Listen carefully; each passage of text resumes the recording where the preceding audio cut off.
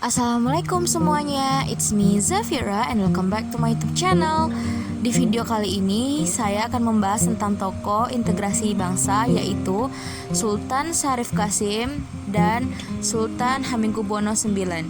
So just keep for watching. Sultan Syarif Qasim II memiliki nama lengkap Syarif Qasim Abdul Jalil Saifuddin. Beliau merupakan sultan dari kerajaan Siak. Sultan Syarif Qasim II dinobatkan menjadi Raja Siak Indrapura pada tahun 1915 ketika beliau berusia 21 tahun. Kesultanan Siak merupakan salah satu kesultanan yang terletak di Sumatera.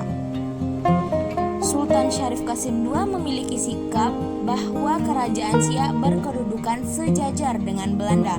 Berbagai kebijakan yang Sultan Syarif Qasim II lakukan pun kerap bertentangan dengan keinginan Belanda. Pada masa kolonial Belanda, Sultan Syarif Qasim II mendirikan sekolah dasar di Riau yang terkenal dengan nama Madrasah Taufikiyah Al-Histimiyah.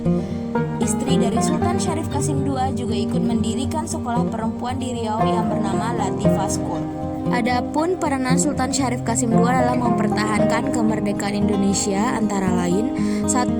Memberikan dukungan dan kesetiaan terhadap pemerintah Indonesia dengan menyerahkan harta senilai 13 juta golden untuk membantu perjuangan RI.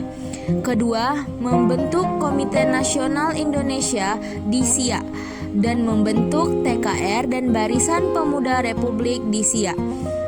Mengadakan rapat umum di istana serta mengibarkan bendera merah putih dan mengajak raja-raja di Sumatera Timur lainnya agar turut memihak Republik. Beliau juga menolak untuk menjalin kerjasama dengan Belanda dan tetap memilih untuk memihak Indonesia.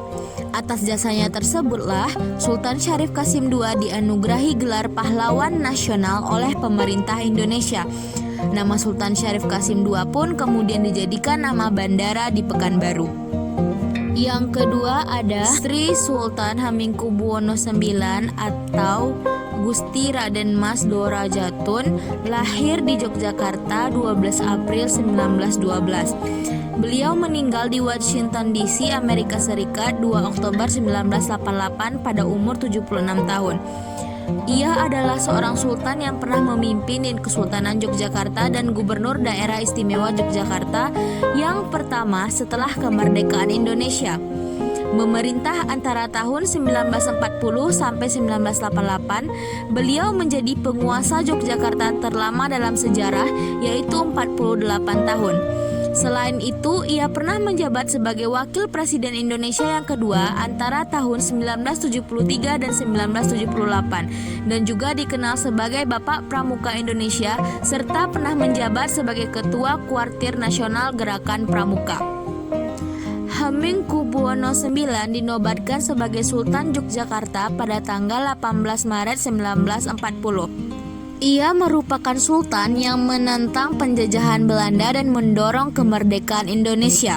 Selain itu, dia juga mendorong agar pemerintah RI memberikan status khusus bagi Yogyakarta dengan predikat istimewa. Sebelum dinobatkan, Sultan yang berusia 28 tahun bernegosiasi secara alot selama 4 bulan dengan diplomat senior Belanda, Dr. Lucien Adam, mengenai otonomi Yogyakarta.